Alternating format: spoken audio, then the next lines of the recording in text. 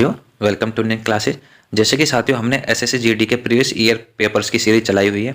उसमें हमने अब तक आपको 3 सेट प्रोवाइड करवा दिए हैं 3 शिफ्ट के। 1 फरवरी 2023 को जो 3 शिफ्ट में एग्जाम हुए थे, ये चौथा शिफ्ट का एग्जाम है। ये भी 1 फरवरी 2023 को आयोजित हुआ था।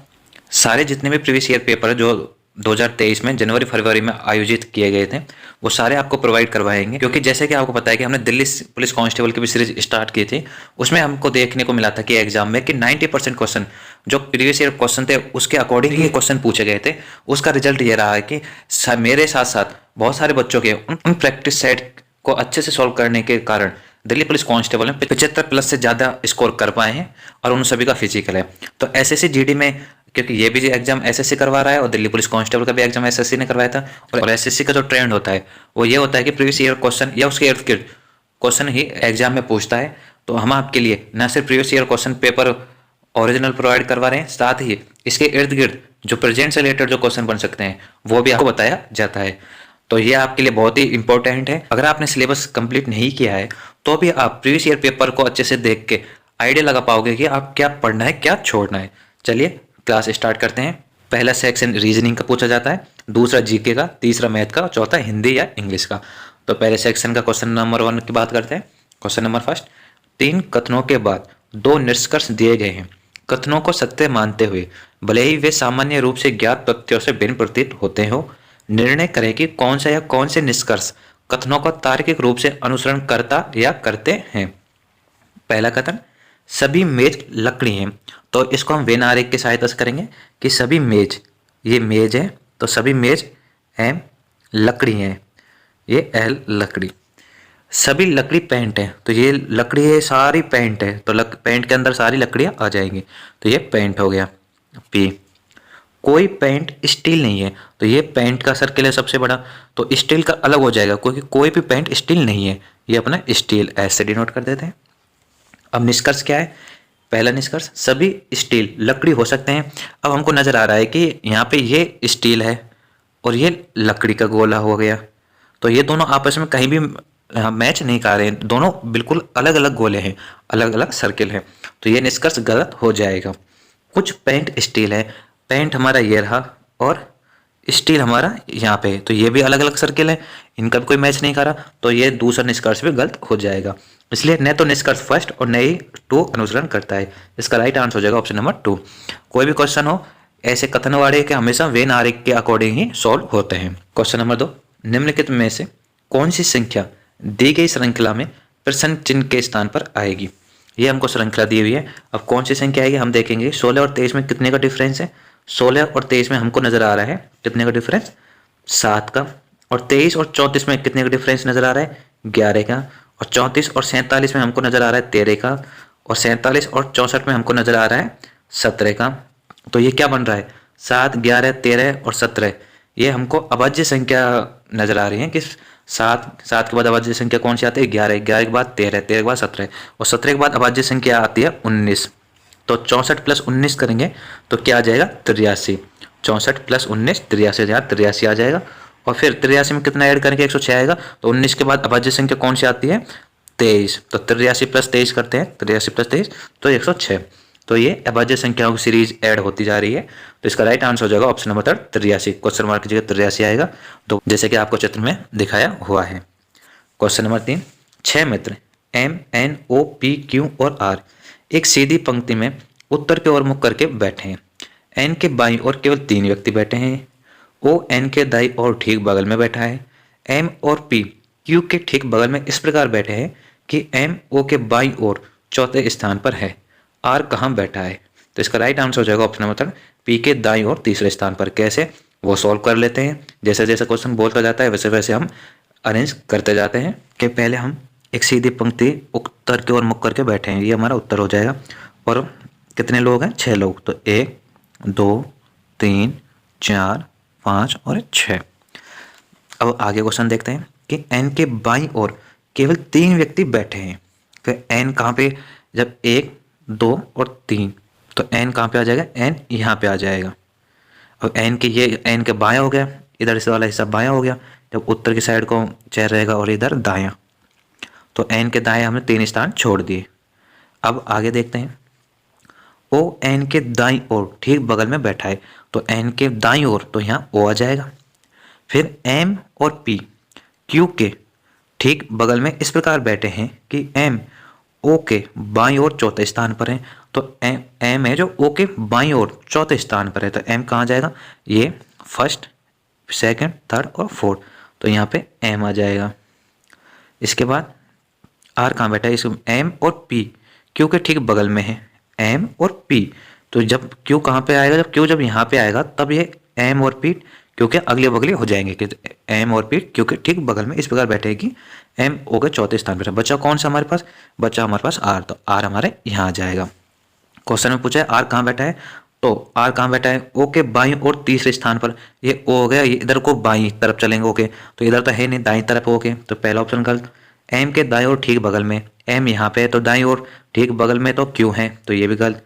पी के दाईं ओर तीसरे स्थान पर, ये पी हो गया, दाईं हमारे इस साइड को है, तो पी के हम किधर साइड को चलेंगे, दाईं ओर चलेंगे इस साइड को, तो कितने, तीसरे स्थान पर, 1 2 और 3, ये आर है, तो इसका राइट आंसर हो जाएगा option number third.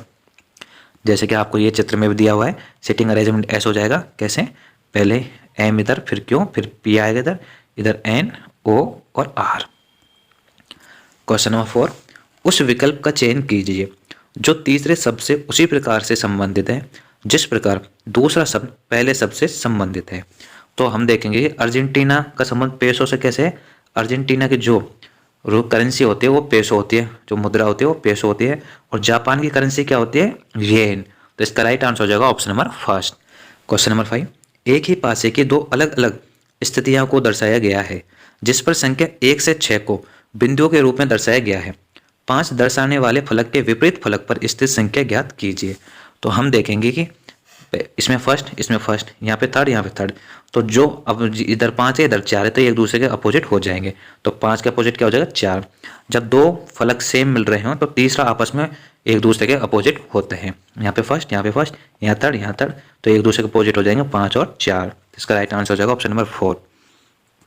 Question number 6, दी गई आकृति के सही दर्पण प्रतिबिंब का चयन करें जब दर्पण को एम पर रखा जाए जैसे कि नीचे दर्शाया गया है।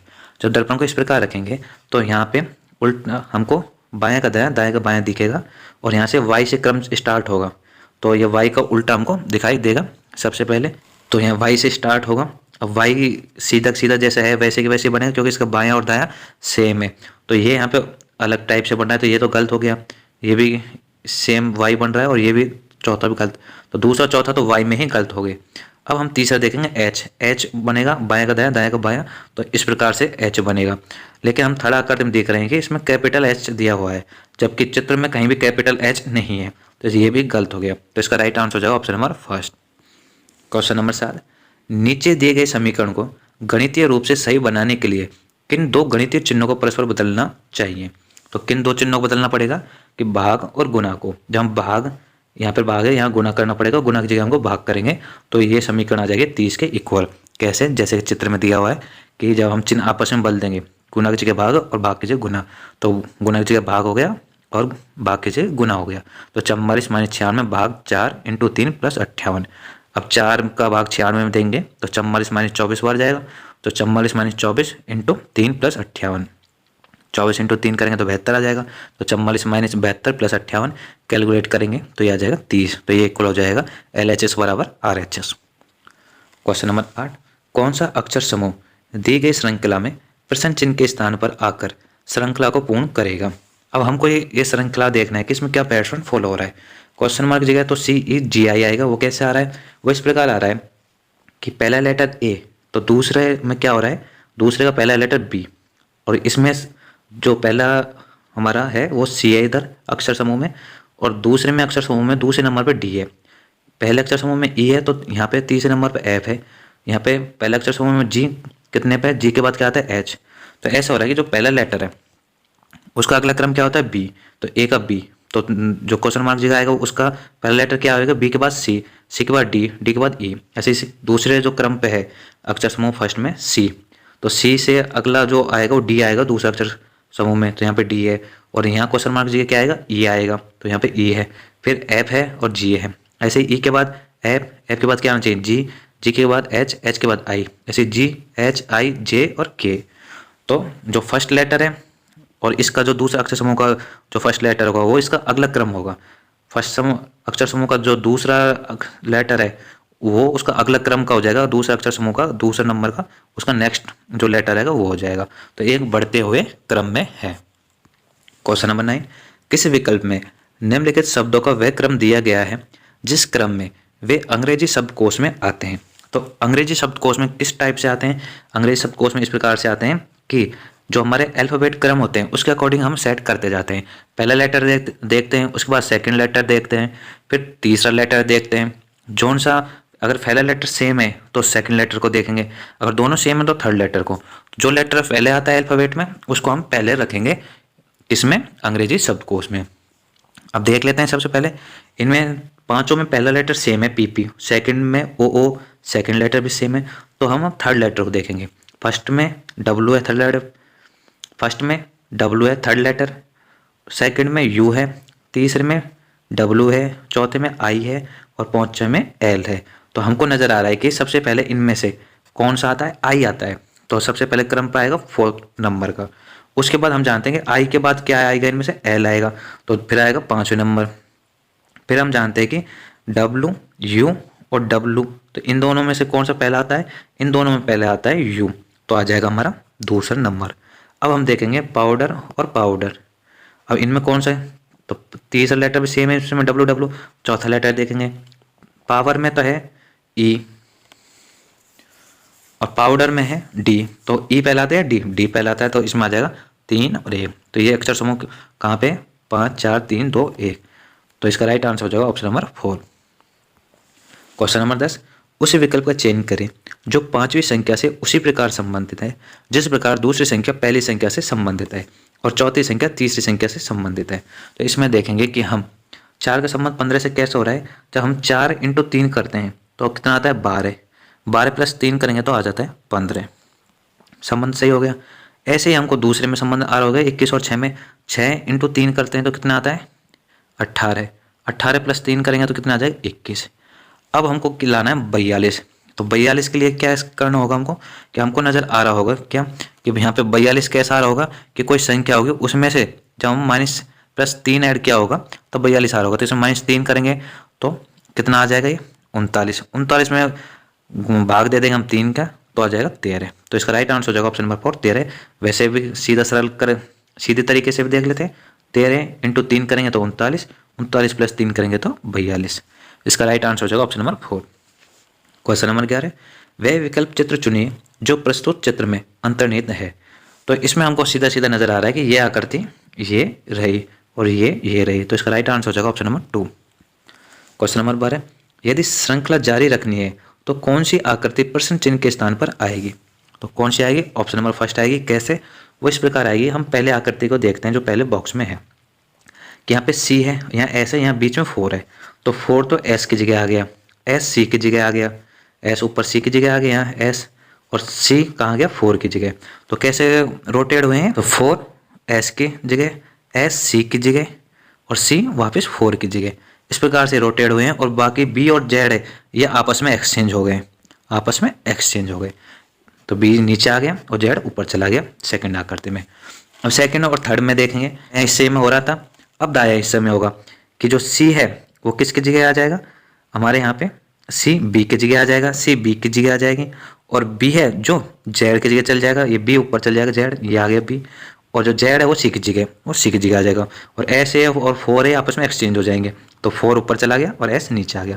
इसी प्रकार से अब बाएं तरफ होगा, इन तीनों में रोटेशन घूमेगा। कैसे? Z S की जगह, S 4 की जगह और 4 वापस Z की जगह। तो आ गया 4 यहाँ Z की जगह आ गया, Z S की जगह और S Z की जगह, ये हो गया। और ये आपस में जो हमारा है ये आपस में B C की जगह और C B की जगह, तो ये आपस में एक्सचेंज हो गए। अब ये वाली आकृति के बाद यहाँ पे कौन सी आकृति आएगी? अब हमारा जो चेंज होगा वो दाईं तरफ होगा, इन 4 C B में और S Z आपस में एक्सचेंज हो जाएंगे।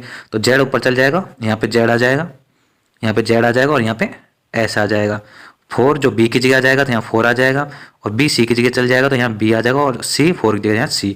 तो ये C हो गया, 4 हो गया, B हो गया, Z S। तो इसका राइट आंसर हो जाएगा ऑप्शन नंबर फर्स्ट। पहले तो इन तीनों में रोटेशन घूमेगा और ये आपस में एक्सचेंज हो जाएंगे। दूसरे में इन तीनों में रोटेशन घूमेगा और ये आपस में एक्सचेंज हो जाएंगे। पहले बाएं तरफ, फिर दाएं तरफ, फिर बाएं तरफ, फिर दाएं तरफ। और जैसे कि पहले बाएं तरफ है तो ये आपस में एक्सचेंज होंगे, दाएं तरफ है तो इधर वाले बाएं वाले एक्सचेंज हो जाएंगे। तो इस टाइप से ये श्रृंखला चलेगी।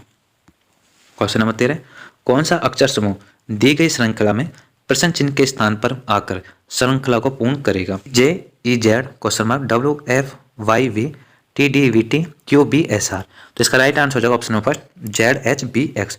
वो कैसे हो रहा है? वो इस प्रकार से हो रहा है कि हम देखेंगे कि जैसे कि चित्र में नजर आ रहा है कि पहले सी है, सी का संबंध जेड से कैसे हो रहा है? सी कितने पाते हैं? 3 पे, -3 करेंगे तो फिर 26 पे क्या आता है? जेड।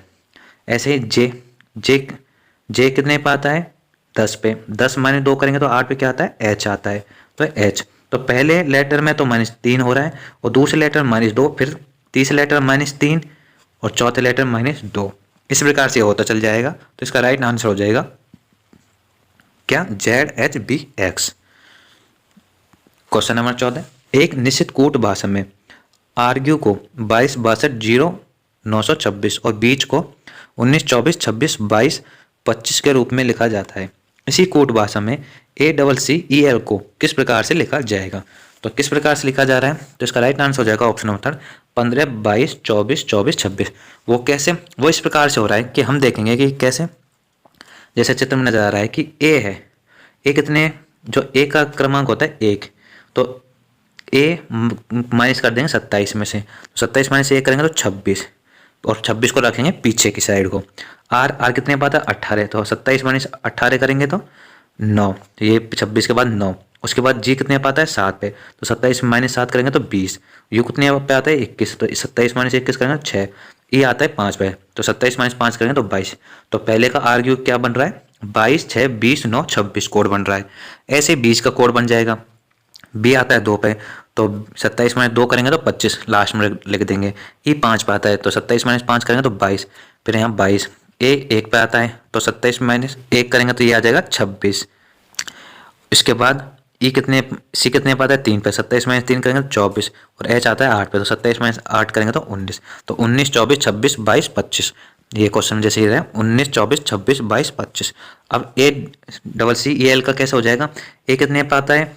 1 पे, तो 27 -1 करेंगे तो लास्ट में क्या कितना आना चाहिए? 26 26 है। सी कितने पाते हैं? 3, 27 -3 करेंगे तो 24, 27 -3 फिर से 24। ई कितने पाते हैं? 5, 27 -5 करेंगे तो 22 22। एल कितने पे आता है हमारा? एल आता है हमारा 12 पे, तो 27 -12 करेंगे तो 15। तो इसका राइट आंसर हो जाएगा 15 22 24 24 26, जैसे कि चित्र में दिया हुआ है। क्वेश्चन नंबर 15, उस विकल्प का चयन कीजिए जो तीसरे शब्द से उसी प्रकार से संबंधित है जिस प्रकार दूसरा शब्द पहले शब्द से संबंधित है। तो सुनार आभूषण बनाता है, तो मूर्तिकार क्या बनाता है? मूर्तियां बनाता है। तो रेतनी बनाता है, रत्नी बनाता है, श्रृंगारलय आवक्ष मूर्ति। तो इसका राइट आंसर हो जाएगा ऑप्शन नंबर 4। क्वेश्चन नंबर 16, नीचे दिए गए समीकरण को गणितीय रूप से सही बनाने के लिए किन संख्याओं को परस्पर बदलना चाहिए? अंकों को नहीं, मतलब संख्या को बदलना है। तो इसमें जो बदलेगी वो संख्या बदलेगी 9 और 12। तो हमारा समीकरण क्या हो जाएगा? 108 डिवाइड 12 इंटू 16 प्लस 9 माइनस 27। इसको कैलकुलेट करेंगे तो 126 के इक्वल आ जाएगा। कैलकुलेट करते हैं, 108 डिवाइड 12 करते हैं तो यह जाता है 9 बार इंटू 16 प्लस 9 माइनस 27। अब 9 इंटू 16 करेंगे तो 144 प्लस 9 माइनस 27। 144 प्लस 9 करते हैं तो 153 माइनस 27। इसको कैलकुलेट करेंगे तो यह आ जाएगा 126। तो LHS बराबर RHS। तो इसका राइट आंसर हो जाएगा ऑप्शन नंबर 4, 9 और 12 को बदलना होगा। क्वेश्चन नंबर 17, 6 व्यक्ति J K L M N और O एक वृत्ताकार मेज के पारित केंद्र की ओर मुख करके बैठे हैं। J N के दाईं ओर दूसरे स्थान पर बैठा है, O M और J के ठीक बगल में बैठा है, K L के बाईं ओर दूसरे स्थान पर बैठा है, O के दाईं ओर ठीक बगल में कौन बैठा है? तो कौन बैठा है? वो बैठा है M। इसका राइट आंसर हो जाएगा ऑप्शन नंबर 3। वो कैसे, वो देख लेते हैं। सबसे पहले हम देखेंगे ये वृत्ताकार मेज है, ये मेज है और कितने लोग हैं? 6 व्यक्ति। केंद्र के मुख्य ओर है, इसका भी केंद्र की ओर 2 3 4 5 और 6। अब हम एक एक को रखते हुए चलेंगे। सबसे पहले हमसे क्वेश्चन में है कि J N के दाईं ओर दूसरे स्थान पर बैठा है, कि J एन के दाईं ओर। तो हम एन यहाँ मान लेते हैं कि ये हमारा एन हो गया, एन हमने इधर रख लिया। उसके बाद क्वेश्चन में क्या दिया है कि एन के दाईं ओर, तो दाईं ओर इसका क्या हो जाएगा, इस साइड को हो जाएगा इसका दाईं ओर। दूसरे स्थान पर कौन बैठा है, जे, तो यहाँ पे जे बैठ गया। आगे बढ़ते हैं, ओ एम और जे के ठीक बगल में बैठा है। जो ओ है, जो एम और जे के ठीक बगल में, अगर यहाँ एम आएगा तो ओ तो आएगा ही नहीं इनके बीच में, तो एम कहाँ आना चाहिए, जब ओ यहाँ आएगा तो एम यहाँ आएगा।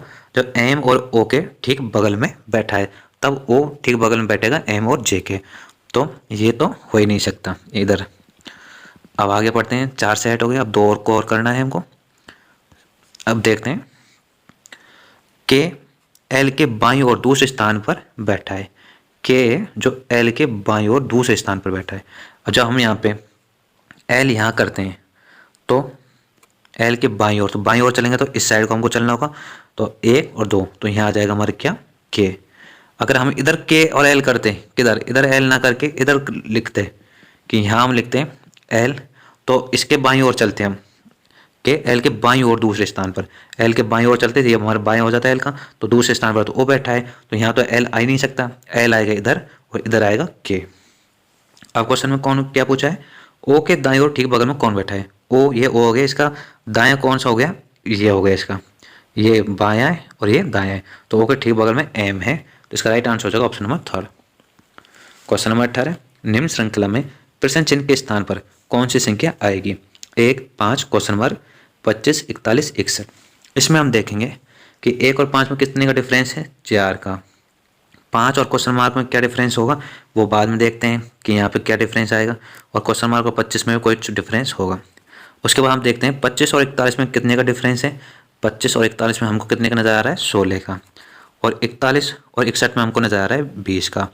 तो 16 के बाद 20, तो 16 से पहले यहाँ आ रहा होगा 12 और यहाँ 8, क्योंकि 4 प्लस बढ़ते हुए क्रम में, पहले 4 ऐड होगा इन दोनों के बीच में, फिर 8 ऐड हो रहा है, फिर 12, फिर 16, फिर 20, एक में 4 ऐड 5, 5 में 8 ऐड होगा तो 13 आएगा, तो क्वेश्चन मार्क जगह आएगा 13। इसका राइट आंसर हो जाएगा ऑप्शन नंबर 3।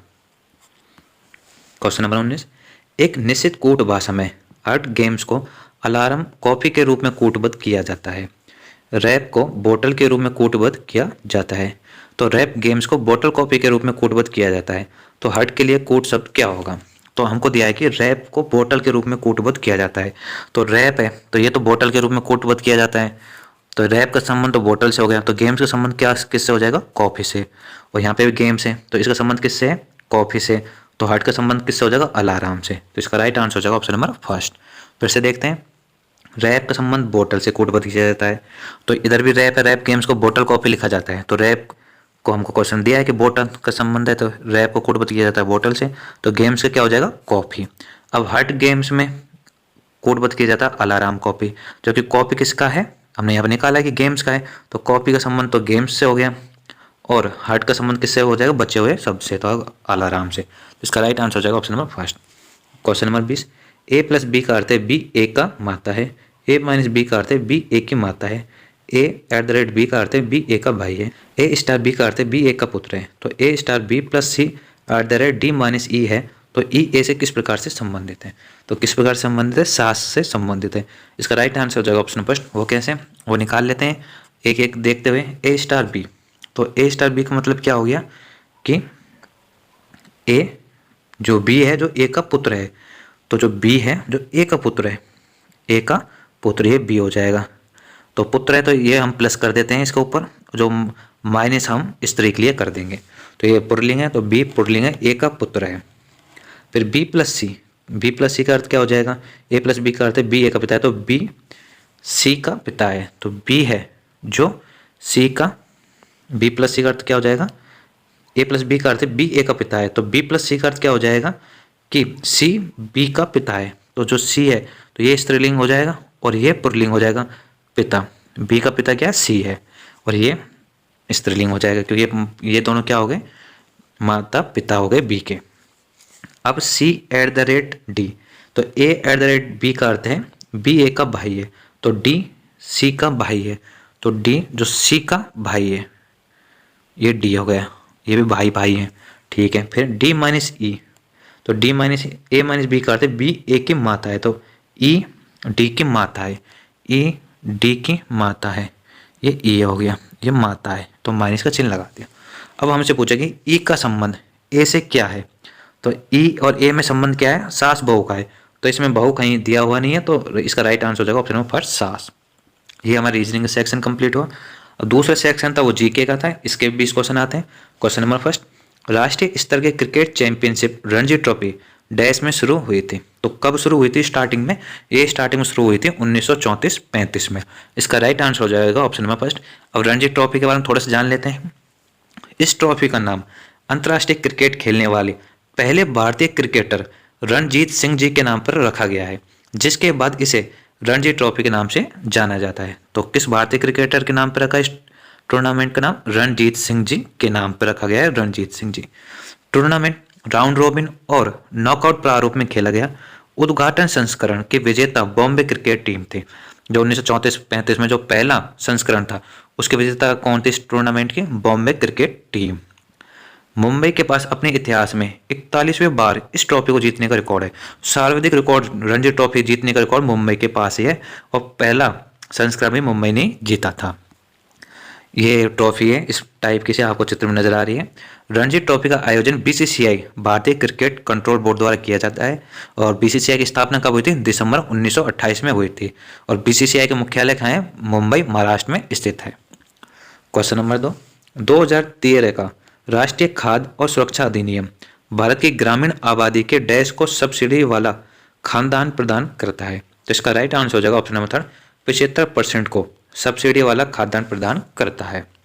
घरेलू स्तर पर खाद्य सुरक्षा के मुद्दे को सरकार लंबे समय से सार्वजनिक वितरण प्रणाली और लक्षित सार्वजनिक वितरण प्रणाली के माध्यम से लगातार संबोधित कर रही है, लेकिन 5 जुलाई को, कब, 5 जुलाई को राष्ट्रीय खाद्य सुरक्षा अधिनियम 2013 लागू हुआ। कब लागू हुआ, 2013, 5 जुलाई को। 2013 खाद्य सुरक्षा के दृष्टिकोण में कल्याण से अधिकार आधारित दृष्टिकोण में एक आदर्श बदलाव का प्रतीक है। यह अधिनियम कानूनी तौर पर 75% ग्रामीण आबादी और 50% शहरी आबादी को लक्षित सार्वजनिक वितरण प्रणाली के तहत सब्सिडी वाले खाद्यान्न प्राप्त करने का अधिकार देता है। क्वेश्चन नंबर 3, राधा श्रीधर ने 2018 में डैश में संगीत नाटक अकादमी पुरस्कार जीता, तो किस में जीता, भरतनाट्यम में। इसका राइट आंसर हो जाएगा ऑप्शन नंबर 4। राधा श्रीधर को भरतनाट्यम में उनके योगदान के लिए वर्ष 2018 का संगीत नाटक अकादमी पुरस्कार मिला। भरतनाट्यम, उसके बारे में जान लेते हैं थोड़े से बहुत भरतनाट्यम नृत्य के बारे में। नृत्य की उत्पत्ति तमिलनाडु में मंदिर नर्तकियों या देवदासियों के एकल नृत्य सदीरी में देखा जा सकती है। भरतनाट्यम को दशाट्टम के नाम से भी जाना जाता है। क्वेश्चन नंबर 4, किसने भारत के 50वें मुख्य न्यायाधीश के रूप में शपथ ली है, तो किसने ली है, धनंजय यशवंत चंद्रचूड़ ने। इसका राइट आंसर हो जाएगा ऑप्शन नंबर 3। भारत के वर्तमान मुख्य न्यायाधीश धनंजय वाई चंद्रचूड़ हैं। उन्हें 9 नवंबर 2022 को भारत के नए मुख्य न्यायाधीश के रूप में नियुक्त किया गया है। वह 50वें CJI और उन्होंने न्यायमूर्ति यू ललित का स्थान लिया है, जिन्होंने भारत के 49वें मुख्य न्यायाधीश के रूप में एक संक्षिप्त कार्यकाल पूरा किया है। तो इसका राइट आंसर हो जाएगा ऑप्शन नंबर 3। और 49वें कौन थे, यू ललित, जिसका फुल फॉर्म है उदय उमेश ललित। और जो हमारे जो फर्स्ट मुख्य न्यायाधीश कौन थे, अगर क्वेश्चन पूछ ले कि मुख्य न्यायाधीश हमारे सर्वोच्च न्यायालय के प्रथम मुख्य न्यायाधीश कौन थे, तो वो थे हरिलाल जे कान्या, भारत के प्रथम मुख्य न्यायाधीश थे। वह भारत के मुख्य न्यायाधीश 14 अगस्त 1947 से लेकर 26 जनवरी 1950 तक थे। उन्होंने डॉक्टर राजेंद्र प्रसाद के सामने भारत के मुख्य न्यायाधीश की शपथ ली, क्योंकि डॉक्टर राजेंद्र प्रसाद उस समय क्या थे, राष्ट्रपति। उन्होंने भारतीय विधि रिपोर्टों के अभिनीत संपादक के रूप में कार्य किया।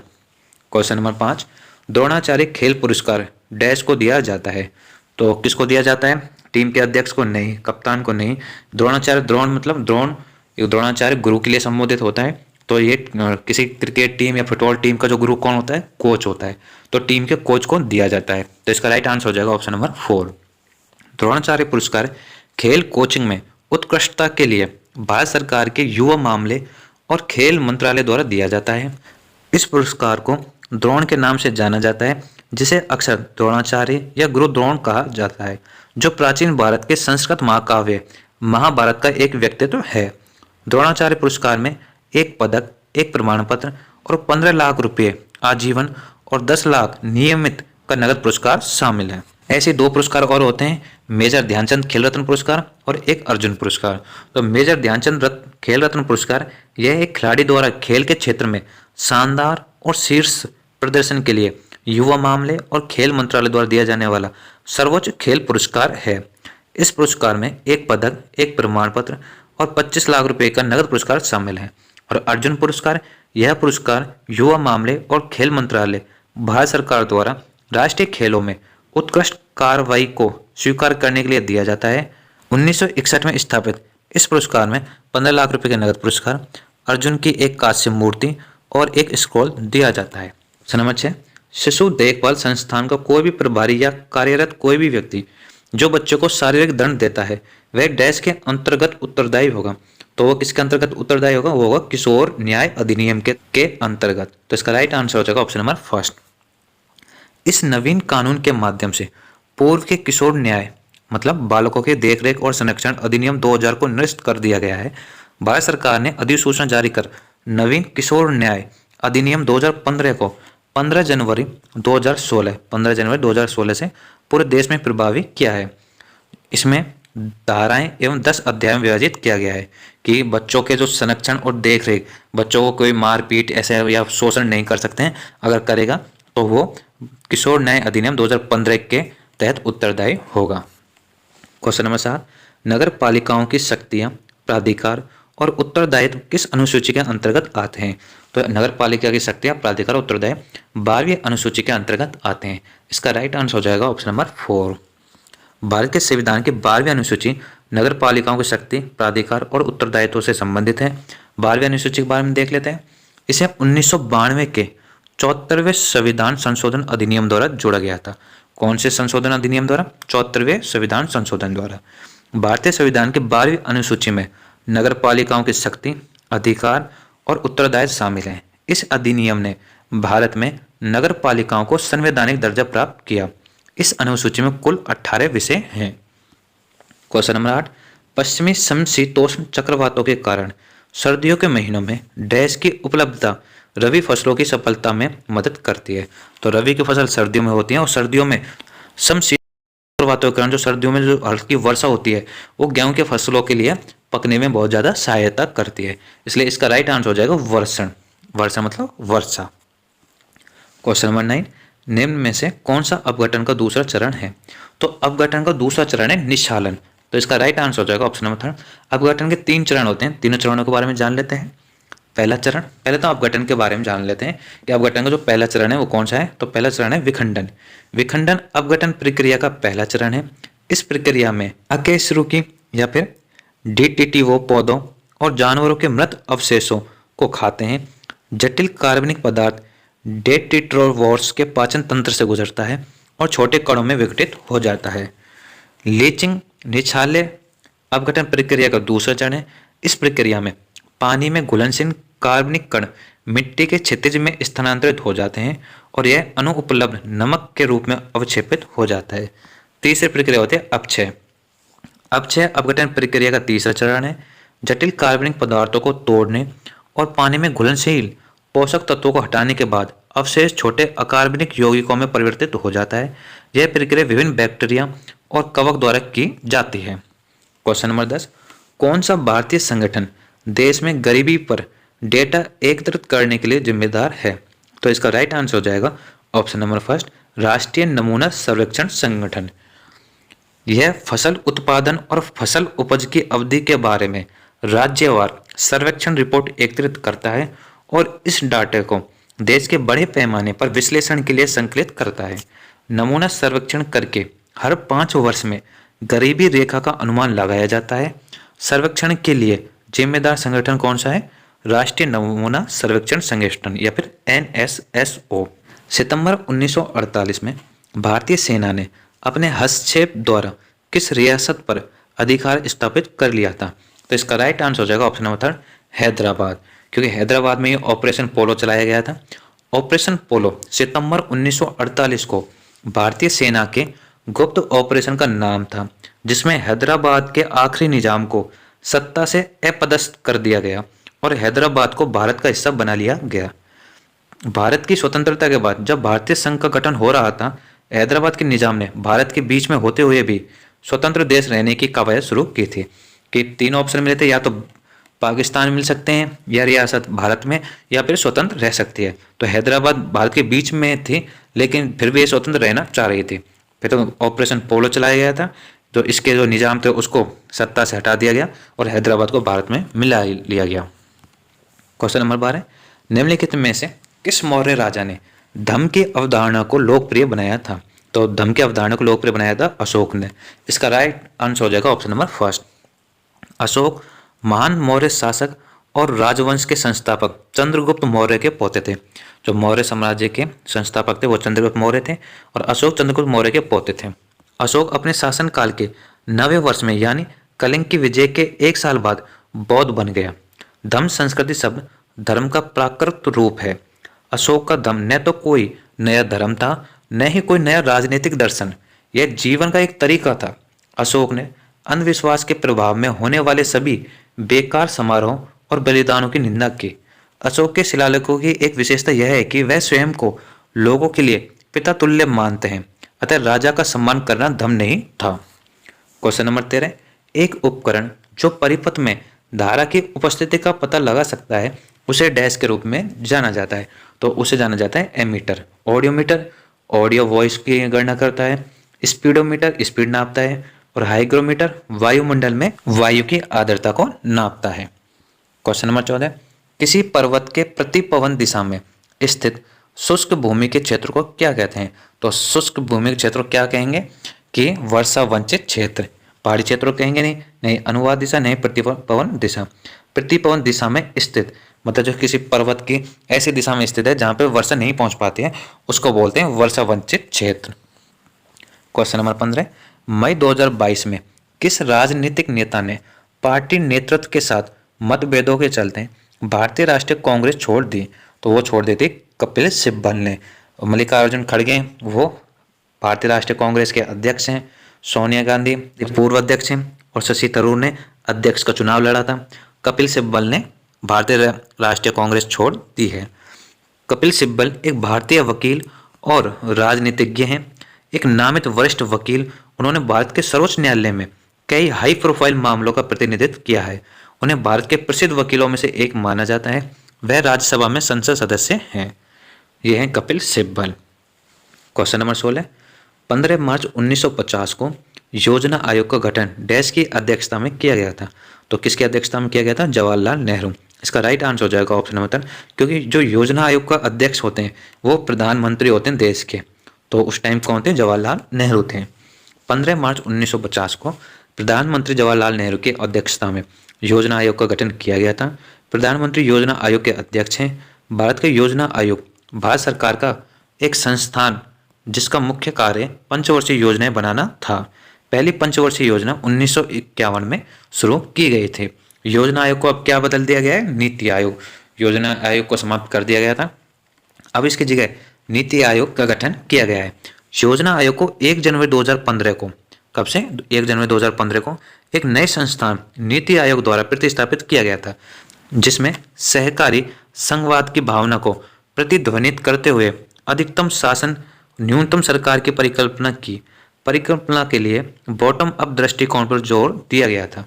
इसके 2 हब हैं नीति आयोग के। पहला टीम इंडिया हब राज्य और केंद्र के बीच इंटरफेस का काम करता है। दूसरा होता है ज्ञान और नव उन्मेष हब, मतलब नीति आयोग के थिंक टैंक की भांति कार्य करता है।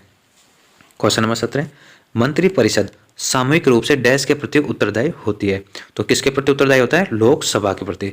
इसका राइट आंसर हो जाएगा ऑप्शन नंबर फर्स्ट। किस आर्टिकल के तहत? संविधान के अनुच्छेद 75 थर्ड के अकॉर्डिंग मंत्रिपरिषद को लोकसभा के प्रति सामूहिक रूप से उत्तरदायी बनाता है। सामूहिक उत्तरदायित्व का अर्थ है कि मंत्रिपरिषद लोकसभा के समक्ष एकल इकाई के रूप में सरकार के प्रत्येक कार्य के लिए उत्तरदायी होती है, क्योंकि वह कार्यपालिका और विधानमंडल के बीच एक सेतु का कार्य करती है। प्रधानमंत्री के विरुद्ध अविश्वास प्रस्ताव पारित होने की स्थिति में पूरी सरकार को त्यागपत्र देना पड़ता है। क्वेश्चन नंबर 18, ऐसी सरकारी वस्तुएं और सेवाएं जो सीधे उपभोक्ताओं को नहीं बेची जाती हैं, उदाहरण के लिए रक्षा सामान, सड़कें निम्न में से किसके अंतर्गत वर्गीकृत की जाती हैं? तो ये हम जानते हैं कि सड़कें कैसे होते हैं, सार्वजनिक होती है, न ही निजी, न ही महंगी, न ही अंतर्राष्ट्रीय। तो इसका राइट आंसर हो जाएगा ऑप्शन नंबर फर्स्ट। ऐसी रक्षा के लिए पुलिस होती है, वो भी सार्वजनिक होती है, सबकी रक्षा करती है। क्वेश्चन नंबर 19, असम में कितने प्रकार के बिहू उत्सव मनाए जाते हैं? तो असम में 3 प्रकार के बिहू उत्सव मनाए जाते हैं। इसका राइट आंसर हो जाएगा ऑप्शन नंबर फर्स्ट। अब तीनों तरह के बिहू उत्सव देख लेते हैं एक बार। पहले, बिहू असम का सार है और पूरे राज्य में जबरदस्त जोश और उत्साह के साथ मनाया जाता है। 3 बिहू त्योहार हैं जिनके नाम है बोहांग बिहू, जो बोहाग मतलब बैसाख अर्थात अप्रैल के मध्य में मनाया जाता है। एक होता है माघ बिहू, जो माघ के महीने में अर्थात जनवरी के मध्य में मनाया जाता है। एक होता है कटी बिहू, जो कार्तिक महीने में अंग्रेजी कैलेंडर के अकॉर्डिंग अक्टूबर के मध्य के महीने में मनाया जाता है। वैशाख में, माघ में और कटी मतलब कार्तिक में त्योहार मनाए जाते हैं तीनों बिहू उत्सव। प्रत्येक बिहू त्योहार का अपना महत्व है और इसे अपनी परंपराओं के साथ मनाया जाता है। अब तीनों को देख लेते हैं थोड़ा थोड़ा क्या क्या डिफरेंस होता है इनमें। पहले बोहंग बिहू, जिसे रोंगालू बिहू भी कहा जाता है, मौज मस्ती का त्योहार है और असमिया नव वर्ष और वसंत की शुरुआत का प्रतीक है। बोआंग बिहू के पहले दिन को गोरबो कहा जाता है। बैलों और गायों को हल्दी से नहलाया जाता है, लौकी और बैगन खिलाए जाते हैं और नए जोड़ने वाली रस्सियां प्रदान की जाती हैं। रोंगालू बिहू उत्सव के दूसरे दिन को मनहू बिहू कहा जाता है। ऐसे ही माघ बिहू को भोगाली बिहू भी कहा जाता है, जो वास्तव में भोजन का त्योहार है। माघ बिहू फसल कटाई के मौसम के प्रतीक है। माघ बिहू की पूर्व संध्या को उरुखा कहा जाता है। यह असम में साल की सबसे स्वादिष्ट रात होती है, जब परिवार और दोस्त इकट्ठे होते हैं और अलावा के आसपास दावत करते हैं। अगला दिन मुख्य माघ बिहू है। तीसरा, अन्य बिहू के विपरीत काती बिहू को कोंगाली बिहू भी कहा जाता है। यह एक भड़कीला त्योहार नहीं है और उत्सव की प्रकृति गंभीर होती है। तुलसी के पौधे के पास मिट्टी का दीपक जलाया जाता है, जिसे तुलसी बेटी कहा जाता है। पौधे के सामने मिट्टी का दीपक जलाया जाता है और परिवार की खुशहाली और अच्छी फसल के लिए देवी से प्रार्थना की जाती है। क्वेश्चन नंबर 20, कालजयी कृति हस्त लक्षण दीपिका किस भारतीय शास्त्रीय नृत्य शैली से संबंधित है? तो यह संबंधित है कथकली शास्त्रीय नृत्य शैली से। इसका राइट आंसर हो जाएगा ऑप्शन नंबर 4। कथकली का उदय कब हुआ था? 17वीं शताब्दी में त्रावणकोर अर्थात जो वर्तमान केरल में हुआ था। इस कला रूप को प्रारंभ में मंदिर परिसर में प्रदर्शित किया जाता था और बाद में इसने शाही दरबारों में लोकप्रियता हासिल की। कथकली ऋषि भरत द्वारा लिखित नृत्य पर प्राचीन ग्रंथ नाट्य शास्त्र पर आधारित है।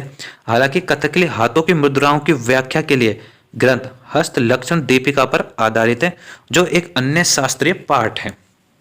ये जीके का पोर्शन कंप्लीट हो। अब तीसरा जो पार्ट सी है वो मैथ का आता है। इसके भी 20 क्वेश्चन आते हैं। क्वेश्चन नंबर फर्स्ट, एक तूफान में एक बगीचे के 300 पेड़ों में से 243 पेड़ स्थिर रह गए। पेड़ों की संख्या में प्रतिशत कमी क्या है? तो इसका जो राइट आंसर हो जाएगा ऑप्शन नंबर फर्स्ट हो जाएगा 19%। कैसे? वो इस प्रकार हो जाएगा कि 300 पेड़ों में से 243 पेड़ स्थिर रह गए, तो कितनी की कमी रही? तो 300 माइनस 243 करेंगे तो ये आ जाएगा कितना? 57। 57 पेड़ गिर गए कितने में से? 300 में से, मतलब 57 की कमी हो गई इंटू 100। अब 2020 3 का भाग 57 में देंगे तो 19 बढ़ जाएगा, तो 19%। तो इसका राइट आंसर हो जाएगा option number first. Question number 2, 3126 की पावर 20, फिर उसकी पावर 21, उसकी पावर 22, 22 की power 23 dash dash dash upon 5 का शेषफल ज्ञात कीजिए। तो हमको नजर आ रहा है कि 3126 है, 3126, इसका लास्ट डिजिट क्या है? 6। तो 6 में हम 5 का भाग देंगे तो 1 बढ़ जाएगा, शेषफल 1 बचेगा और शेषफल 1 बचेगा, उसके पावर 20, 21, 22 कुछ भी हो तो हमेशा शेष 1 ही बचेगा। तो इसका राइट आंसर हो जाएगा ऑप्शन नंबर 2। क्वेश्चन नंबर 3, ए की चाल बी की चाल से 30% अधिक है। यदि ए और बी 117 मीटर लंबी दौड़ में दौड़ लगाते हैं तो ए को दौड़ की लंबाई का कितना भाग बी को शुरुआती बढ़त के रूप में दे देना चाहिए ताकि दौड़ बराबरी पर समाप्त हो सके। तो इसको हम कैसे करेंगे? इसको ऐसे करेंगे कि ए की चाल ये ए है और ये बी है। तो ए की चाल बी की चाल से, बी की चाल हम मान लेते हैं 100 है, तो ए की चाल कितनी हो जाएगी? 130। इसको हम कैंसिल कर लेंगे तो अनुपात आ जाएगा 13:10। तो 13:10 आ गया, ये हट जाएगा 13:10। अब क्वेश्चन में आगे क्या कहा है? क्वेश्चन में आगे कहा है कि दोनों को कितना दौड़ना है, 117 मीटर। तो बी पहले कितनी उसको शुरुआत में बढ़त दे देनी चाहिए जैसे कि दौड़ बराबर हो। को 117 मीटर को ए कितनी देर में कर देगा, ए कर देगा इसको 13 × 9 करेंगे तो 117 आता है, तो मतलब 9 सेकंड में। 9 सेकंड में बी कितना चल लेगा, बी चल लेगा जब ×9 करेंगे तो 90। अब ये 90 मीटर चल पाया है, ये 117 मीटर। तो अगर बी कितना मीटर कम रह गया, 27 मीटर। तो 27 मीटर अगर ये पहले चल ले बी और फिर दोनों को एक साथ दौड़ाया जाए तो कितने की बढ़त देनी पड़ेगी, 27 मीटर की देनी पड़ेगी। तो ये एक साथ दौड़ को कंप्लीट कर लेंगे 117 मीटर को। तो इसका राइट आंसर हो जाएगा ऑप्शन नंबर 4। क्वेश्चन नंबर 4, एक व्यक्ति 8 घंटे में 320 किलोमीटर ड्राइव करता है, 5 घंटे में 40 किलोमीटर साइकिल चलाता है और फिर 7 घंटे में 40 किलोमीटर चलता है। चालक की औसत गति ज्ञात करें। तो औसत के लिए क्या हो जाएगा, सबसे पहले टोटल किलोमीटर अपॉन टोटल घंटे, तो निकल जाएगा औसत गति। तो पहले 320 किलोमीटर प्लस फिर 40 किलोमीटर प्लस फिर 40 किलोमीटर, भाग दे देंगे हम कितने का, 8 प्लस फिर 5 घंटे फिर 7 घंटे। तो ऊपर कितना हो जाएगा, ऊपर हो जाएगा 320 और 40 40 400 हो जाएगा। 400 अपॉन ये कितना हो जाएगा, 8 और 5 13, 13 और 7 20, 20 तो 0 से 0, 2 से 2 तो 20 वर्ष चल जाएगा। तो 20 किलोमीटर औसत गति हो जाएगी चालक की। इसका राइट आंसर हो जाएगा ऑप्शन नंबर 4। क्वेश्चन नंबर 5, एक दुकानदार अपने माल को क्रय मूल्य पर 10% की हानि पर बेचता है लेकिन 30% कम वजन के बाट का उपयोग करता है, उसका लाभ क्या है। तो उसका लाभ क्या हो जाएगा, 28 से 4/7%। वो कैसे, वो इस प्रकार हो जाएगा कि सबसे पहले हमको दिया है कि मान लेते हम 100 वस्तुएं, वो 100 रुपये की हैं, तो एक वस्तु का मूल्य क्या हो जाएगा, 1 रुपया। अब प्रश्न अनुसार हमको 10% कम में वो कितना वजन कम का वस्तु बेचता है, 30% कम। तो रेट 10% कम 90 रुपये में 30% कम वस्तु बेचता है तो वह 70 वस्तुएं बेचता है। तो एक वस्तु का मूल्य कितना निकल के आ जाएगा, 90/70। 70 इधर चल जाएगा, 90/70 तो 9/7 हो जाएगा एक वस्तु का मूल्य। और हमको जो हमने माना था वो 1 रुपये माना था। अब प्रॉफिट परसेंट हो जाएगा 9/7 माइनस 1 अपॉन 1 इंटू 100। तो 9/7 माइनस 1 अपॉन 1 इंटू 100। अब ये कितना हो जाएगा, 9/7 माइनस 1 तो 9 माइनस 7 अपॉन 7 तो हो जाएगा 200/7। 200/7 करेंगे तो आ जाएगा 28 सही 4/7%। जैसे क्वेश्चन दिया कि भाई 10% हानि पर बेचा है तो उसने 90 में बेचा होगा कितना, 30% कम वजन के बाद, मतलब उसने 70 ही बेचा है। तो एक का वेट मूल्य कितना हो जाएगा, 90/70। और हमने माना है कि 100 में 100 ग्राम या 100 वजन की चीज़ बेचता है। तो इस टाइप से वजन ले लो या वस्तु ले लो, बात ही एक है। क्वेश्चन नंबर 6, 2 वर्ष पहले एक शहर की जनसंख्या 66,000 थी। पहले वर्ष में जनसंख्या में 5% की वृद्धि हुई और दूसरे वर्ष में 5% की कमी हुई। शहर की वर्तमान जनसंख्या ज्ञात कीजिए। सीधा सा कर लेते हैं इस काम कि पहले कितनी जनसंख्या थी, 66,000 और फिर कितनी की वृद्धि हुई, 5%, तो कितनी हो जाएगी 105/100। और फिर कमी कितनी की हुई, 5% की, तो 95/100। इसको कैलकुलेट करेंगे 3 0 से 3 0 कर कैंसिल आउट हो जाएगी, 5 दूनी 10 और 21 बार चल जाएगा और 2 से ये चल जाएगा 33 बार। इसको गुना करेंगे तो ये वैल्यू आ जाएगी 65,835। या हम इस प्रकार से भी कर सकते हैं कि जैसे डायरेक्ट फॉर्मूला होता है कि P² 100%, जब उतनी ही परसेंट वृद्धि हुई है फिर उतनी ही परसेंट कमी हुई है तो उसका सीधा फॉर्मूला होता है कि वो उसमें हमेशा कमी होती है। जैसे 10% की वृद्धि फिर 10% की कमी, तो एटलीस्ट लास्ट में जो फाइनल रिजल्ट आएगा उसमें हमेशा कमी ही दर्ज होगी।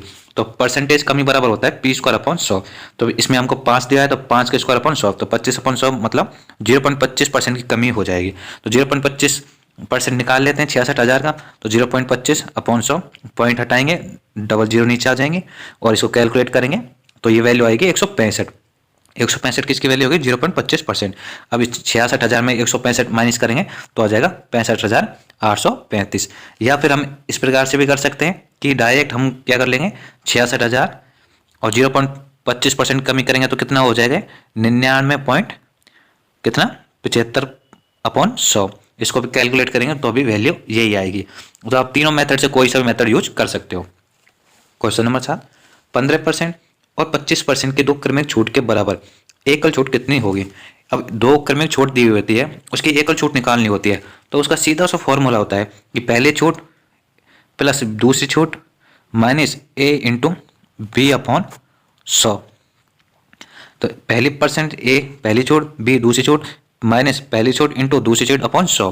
तो हमको कितना दिया पहले 15 plus 25 minus 15 into 25 upon 100। Calculate करेंगे तो ये आ जाएगा 36.1/4%। इसका राइट आंसर हो जाएगा ऑप्शन नंबर 2।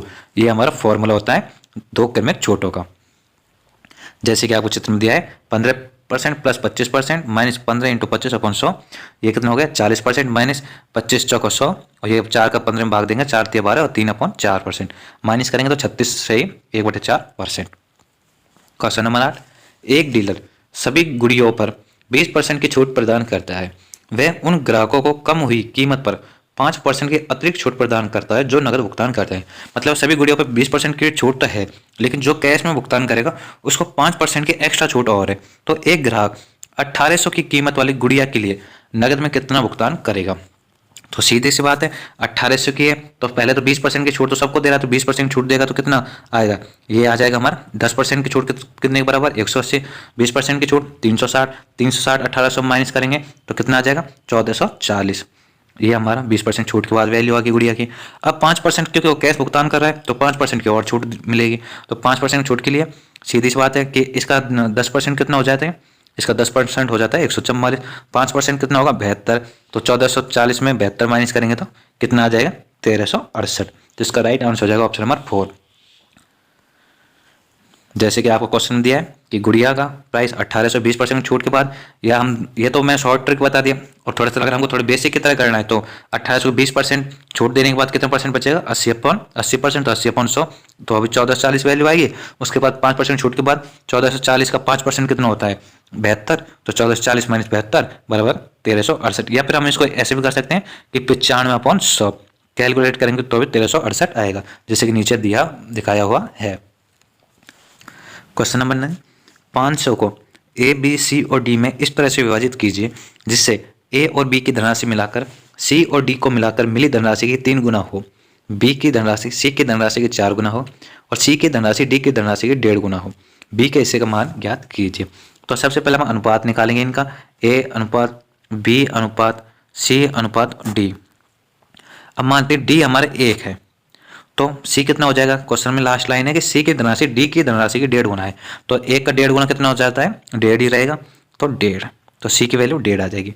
फिर क्वेश्चन में पढ़ते हैं कि बी की धनराशि सी की धनराशि की 4 गुना है, तो सी 1.5 है तो इसका 4 गुना करेंगे 1.5 के, तो 4 करेंगे तो कितना आ जाएगा 6। तो ये 6 का अनुपात आ जाएगा, बी का अनुपात 6 वैल्यू। अब ए का निकालना है। ए का निकालने के लिए हमको पहली लाइन पढ़नी होगी, जैसे ए और बी की धनराशि मिलाकर सी और डी के मिलाकर मिली धनराशि के 3 गुना हो, तो सी और डी की मिलाकर इसको 3 गुना ए प्लस बी हो जाएगा। तो सी और डी को जो जोड़ेंगे तो कितना आ जाएगा 2.5, 2.5 को मल्टीप्लाई कर देंगे 3, क्योंकि 3 गुना है तो 2.5 इंटू 3 करेंगे तो 7.5 आ जाएगा। 7.5 इक्वल रहेगा ए प्लस बी के। बी की वैल्यू हमको 6 हमने निकाल ली, तो ए की कितनी हो जाएगी 1.5, क्योंकि 7.5 में से 6 माइनस होगा तो 1.5। ये हो जाएगा हमारा 1.56 1.51। अब हम इसको कैलकुलेट कर देंगे कि हमारी 500 टोटल धनराशि है, 500 धनराशि में कितने का अनुपात आ रहे हैं 1.5 प्लस 6 7.5, 1. सी की वैल्यू 1.5, इसको भी ऐड करेंगे, सबको ऐड करेंगे तो ये आ जाएगा 10। तो 10 अनुपात आ रहे हैं तो 500 में 10 का भाग दे देंगे। जब 500 में 10 का भाग देंगे तो ये आ जाएगा 500 में 10 का भाग देंगे तो 50, मतलब एक अनुपात है जो 50 के इक्वल है। तो डी की वैल्यू हो जाएगी 50 क्योंकि एक अनुपात है। सी 1.5 गुना है तो ये इसकी वैल्यू हो जाएगी 75। बी 6 अनुपात में है तो 6 इंटू 50 करेंगे तो 300 और ए कितना हो जाएगा 75। तो 75 300 75 और 50 टोटल ऐड करेंगे तो ये 500 के इक्वल हो गया। और हमसे पूछे बी का हिस्सा, तो बी का हिस्सा हो जाएगा 300। इसका राइट आंसर हो जाएगा ऑप्शन नंबर 4। क्वेश्चन नंबर 10, एक व्यक्ति के वेतन में पहले 40% की कमी की जाती है और फिर 40% की वृद्धि की जाती है। वेतन में प्रतिशत कमी क्या है?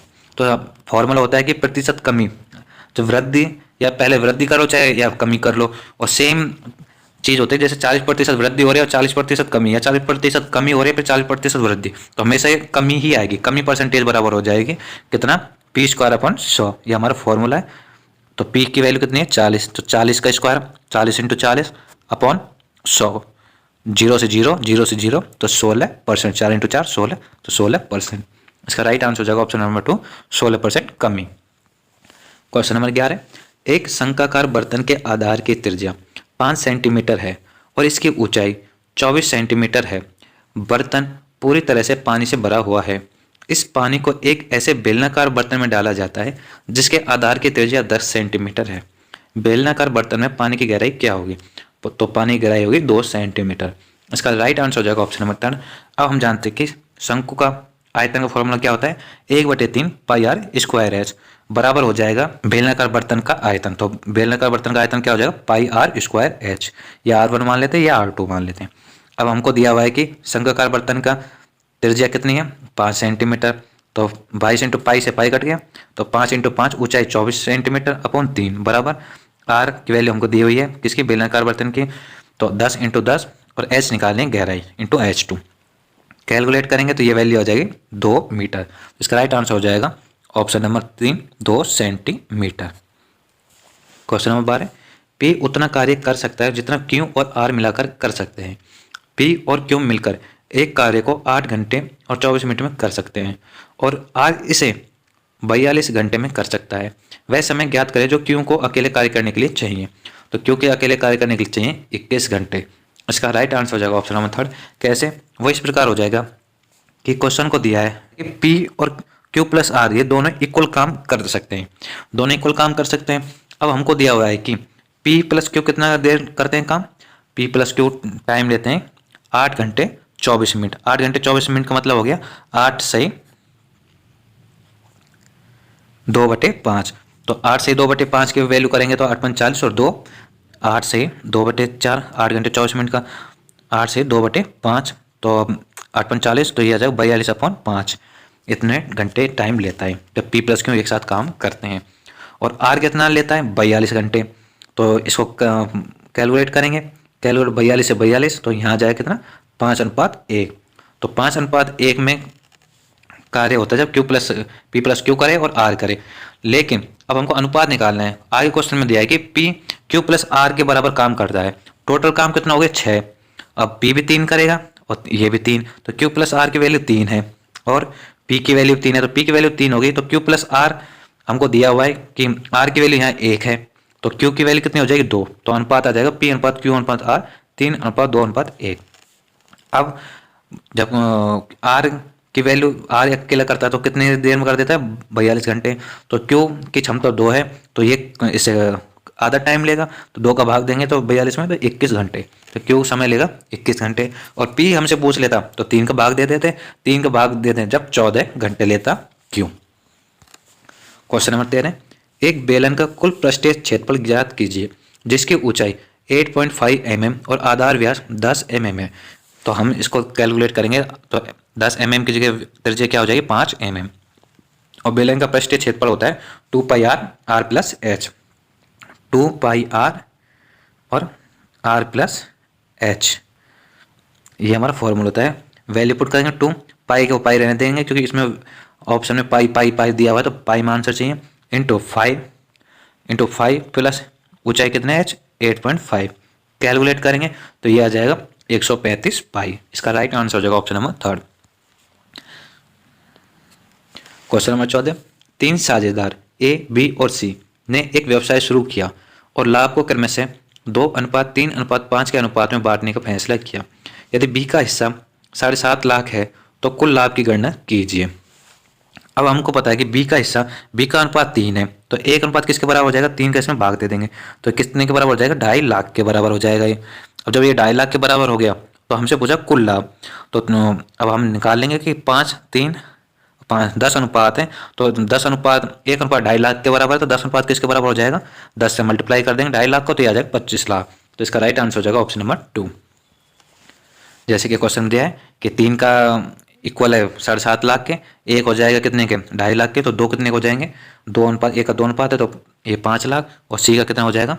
C कितने अनुपात में है? 5 के, तो 5 इंटू 2.5 लाख करेंगे तो 12.5 लाख। इनको ऐड करेंगे तो ये आ जाएगा 25 लाख। क्वेश्चन नंबर 15, एक निश्चित राशि पर 5 वर्षों में 7% वार्षिक दर से 4016.25 का साधारण ब्याज प्राप्त होता है तो मूल राशि ज्ञात कीजिए। तो मूल राशि निकाल लेंगे कि हमको ब्याज दिया हुआ तो ब्याज बराबर क्या होता है? मूलधन। ब्याज बराबर होता है मूलधन P इंटू R दर इंटू समय अपॉन 100। हमको ब्याज दिया हुआ है 4016.25 बराबर हो जाएगा कितना? P कितना है? P निकालना है और R कितना है 7% और T कितना है 5 और 7 35/100। कैलकुलेट करेंगे तो 4000 16.25 इंटू 100/35, तो इसको कैलकुलेट करेंगे तो यह आ जाएगा 11,475 मूलधन। तो इसका राइट आंसर हो जाएगा ऑप्शन नंबर 2। क्वेश्चन नंबर 16, प्रथम 4 प्राकृत संख्याओं के घन का औसत क्या होगा? तो प्रथम 4 प्राकृत संख्या कौन कौन से होते हैं? 1 का क्यूब प्लस 2 का क्यूब प्लस 3 का क्यूब प्लस 4 का क्यूब अपॉन कितना आएगा? अपॉन 4। अब 1 का क्यूब कितना होता है? 1 होता है, प्लस 2 का क्यूब कितना होता है? 8 होता है, प्लस 3 का क्यूब कितना होता है? 27 होता है, और 4 का क्यूब कितना होता है? 64 होता है। अब इनको ऐड कर लेंगे, ऐड करेंगे तो जो वैल्यू आएगी वो कितनी आ जाएगी? अपॉन 4 100 आएगी, 100 में 4 को भाग देंगे तो 25, तो एवरेज आ जाएगा 25। क्वेश्चन नंबर 17, यदि 6 पुरुष या 8 महिलाएं 21.5 दिनों में एक खेत की कटाई कर सकते हैं, तो 14 पुरुष और 10 महिलाएं इसे काटने में कितना समय लेंगे? तो कितना समय लेंगे? 6 दिन लेंगे। इसका राइट आंसर हो जाएगा ऑप्शन नंबर 4। वो कैसे? वो इस प्रकार हो जाएगा कि हमको क्वेश्चन में दिया है कि 6 पुरुष बराबर या 8 महिलाएं काम कितने दिन में कर सकते हैं? वो 21.5 दिन में। तो 6 पुरुष बराबर किसके हो जाएंगे? 8 महिलाओं के। तो P अनुपात M कितना आ जाएगा? 4:3, कि पुरुष 4 क्षमता है और M की 3 है। अब क्वेश्चन के अनुसार चलेंगे कि 6 हमारे 6 पुरुष कितने दिन में करते हैं? 21.5 दिन में। तो टोटल काम कितना हो जाएगा? 6P × 21.5, जो बराबर ये टोटल काम आ गया हमारा। ये इक्वल कितना क्या हो जाएगा? 14 पुरुष प्लस 10 महिलाएं कितने दिन में लेंगे इंटू क्वेश्चन मार्क। ये फिर हम कर देंगे क्वेश्चन मार्क जी कितने दिन, तो क्वेश्चन मार्क जी हमको निकालना है। क्वेश्चन मार्क निकल जाएगा तो वो हो जाएगा हमारा दिन। अब P की वैल्यू हमको पता है कि 4 है, तो 6 × 4 × 21.5 बराबर 14। P की वैल्यू 4 और M की वैल्यू 3, तो 14 × 4 प्लस 10 × 3 क्वेश्चन मार्क। इसको कैलकुलेट करेंगे, 21.5 × 4 करेंगे तो 86 × 6 बराबर 14 × 4 करेंगे तो कितना आएगा? 56 प्लस 10 × 3 30, तो 56 और 30 86 इंटू क्वेश्चन मार्क। 86 से 86, तो क्वेश्चन मार्क के आगे 6, मतलब 6 दिन लेंगे जब 14 पुरुष और 10 महिला एक साथ काम करेंगे तो काम पूरे होने में। क्वेश्चन नंबर 18, 192 और 480 का LCM x के 100 गुना से 60 अधिक है, तो x का मान क्या है? तो x का मान होगा 9। इसका राइट आंसर हो जाएगा ऑप्शन नंबर 4। वो कैसे? वो इस प्रकार हो जाएगा कि 192 और 480 का LCM बराबर क्वेश्चन में दिया है कि x का 100 गुना प्लस उससे 60 अधिक है तो प्लस 60। तो 192 और 480 का LCM कितना निकालेंगे हम अलग अलग? पहले 192 और इधर 480, तो ये आ जाएगा 960। 960 बराबर हो जाएगा 100x प्लस 60, तो x की वैल्यू निकल के आ जाएगी 9। क्वेश्चन नंबर 19, एक यात्रा में ठहराव को छोड़कर एक ट्रक की चाल 90 किलोमीटर पर आवर है और ठहराव के साथ ट्रक की चाल 36 किलोमीटर पर आवर है। वह ट्रक प्रति घंटे कितने मिनट के लिए रुकता है? तो इसके लिए हम हो जाएगा सीधा फंडा कि 90 - 36 करेंगे तो कितना आ जाएगा? 90 - 36 करेंगे तो 54 आएगा। 54 हो जाए 54/90 इंटू 60, तो ये समय निकल के आ जाएगा कि 1 घंटे में कितना रुकता है वो। तो 1 घंटे में कैलकुलेट करेंगे 0 से 0 3 दूनी 6 3 3 9, ये 18 बार चल जाएगा, तो 18 × 2 36, तो 1 घंटे में 36 मिनट रुकता है। इसका राइट आंसर हो जाएगा option number 4। Question number 20, Rita 12,000 में एक खिलौना कार खरीदती है, उसे 14,500 में बेच देती है, उसका लाभ प्रतिशत ज्ञात कीजिए। सीधी सी बात है, कितना लाभ हो रहा है उसको? 14,500 में से 12,000 माइनस करेंगे तो 2,500 का लाभ हो रहा है उसको। कितने पे? 12,000 रुपये इंटू 100, 2 0 से 2 0 कैंसिल हो जाए, 1 0 से 1 0, 12 के भाग 250 में देंगे तो आ जाएगा 20.83%। इसका राइट आंसर हो जाएगा option number first. Question number first Hindi का। अब डी सेक्शन हिंदी का है और इंग्लिश, या तो हिंदी चूज कर लो या इंग्लिश। तो ज़्यादा कैंडिडेट अपने चैनल से हिंदी वाले, तो हिंदी वाला पोर्शन करा रहा हूँ। अगर किसी को इंग्लिश वाला पोर्शन चाहिए तो नीचे कमेंट कर देना, उनको इंग्लिश से अलग से प्रोवाइड करवा दिया जाएगा। तो हिंदी का फर्स्ट क्वेश्चन, निम्नलिखित वाक्य में रेखांकित शब्द के विलोम शब्द का प्रयोग करके रिक्त स्थान की पूर्ति कीजिए। डैश, बादल से वर्षा की संभावना कमी होती है। स्याह, बादल वर्षा के परिचायक है।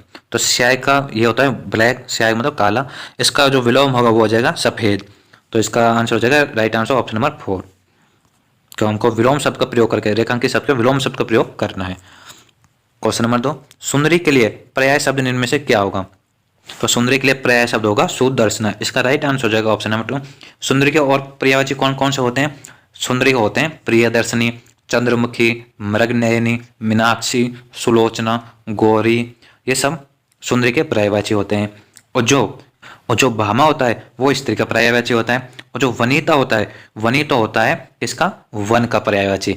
वनिता का और पर्यायवाची क्या होते हैं, जैसे कि वन, कानन, विपिन, अरण्य, कांतार, ये सब जंगल के पर्यायवाची है वन के, तो वनिता उसी का पर्यायवाची होता है। रानी, रानी के पर्यायवाची में क्या क्या आते हैं, रानी के पर्यायवाची में बेगम, मालकिन, महिषी, ये सब रानी के पर्यायवाची होते हैं। क्वेश्चन नंबर 3, जिस स्त्री के पुत्र और पति न हो, वाक्यांश के लिए इनमें से सही शब्द क्या है, तो उस स्त्री को बोला जाता है अवीरा। इसका राइट आंसर हो जाएगा ऑप्शन नंबर फर्स्ट। और सधवा, जिसका पति जीवित हो उसे सधवा बोला जाता है। कबीरा, जो दुष्ट कार्य में लगा रहता है उसको कबीरा बोला जाता है। और विधवा, जिसका पति, वह स्त्री जिसका पति जीवित नहीं है उसको विधवा बोला जाता है। क्वेश्चन नंबर 4, बरसात के 4 महीने वाक्यांश के लिए सार्थक शब्द है, तो 4 महीने मतलब चौमासा, तो इसका राइट आंसर हो जाएगा option number third. Question number 5, निम्नलिखित वाक्य के किस खंड में अशुद्धि है।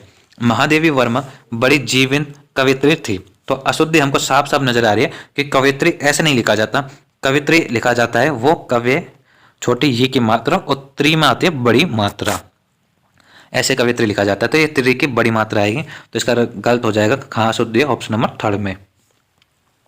क्वेश्चन नंबर 6, रीता ने समीर के स्वभाव के बारे में जो बात कही है वह डैश आने सही है, तो 16 आने सही है, हम आमतौर पर बोलचाल में प्रयोग करते हैं, तो ये मुहावरा का पूर्ति उचित मुहावरा द्वारा कीजिए, तो कौन सा, 12 नहीं, 8 नहीं, 4 नहीं, 16 आना, तो 16 आना बराबर होता है 1 रुपया। क्वेश्चन नंबर 7, निम्न वाक्य में रेखांकित अंश के लिए उचित मुहावरा दिए गए विकल्पों में से चुनिए। बेटा अच्छे अंकों से पास हो गया, माँ के मन को शांति मिली, तो मन के शांति के लिए क्या आता है, कलम तोड़ना नहीं, कली खिलना नहीं, कांटो दूर होना नहीं, कलेजा ठंडा होना, मतलब मन को शांति पड़ना। ऐसे हम आम बोलचाल में बोलते हैं कि तेरा कलेजा ठंडा हो गया, अब तेरे को शांति पड़ गई है, तो इसी को बोलते हैं मन की शांति पड़ना, तो इसका राइट आंसर हो जाएगा option number first. Question number 8, Jayesh ने खाना खाया, उपरोक्त वाक्य का अपूर्ण वर्तमान काल में रूपांतरण क्या होगा, तो वर्तमान काल में देखना है, जयेश खाना खा रहा है, तो इसका राइट आंसर हो जाएगा ऑप्शन नंबर फर्स्ट।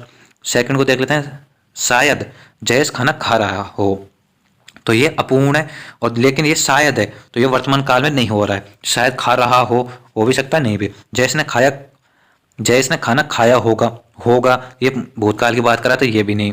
जयेश ने खाना खा रहा होगा, तो इसका भी कोई पता नहीं है कि वो खा रहा होगा, अनुमान लगाया जा रहा है, लेकिन जयेश खाना खा रहा है, ये आंखों देखी की बात है कि अपूर्ण है कि वो खा रहा है और वर्तमान में क्रिया चल रही है। क्वेश्चन नंबर 9, निम्नलिखित में से शुद्ध वाक्य है, शुद्ध वाक्य के लिए सबसे पहले सिस्टर मोहन श्याम की अपेक्षा सिस्टर है, तो ये गलत हो गया, सिस्टर ऐसे नहीं होता, पहले तो मोहन श्याम दोनों पुल्लिंग है, तो सिस्टर नहीं आएगा, भाई आएगा।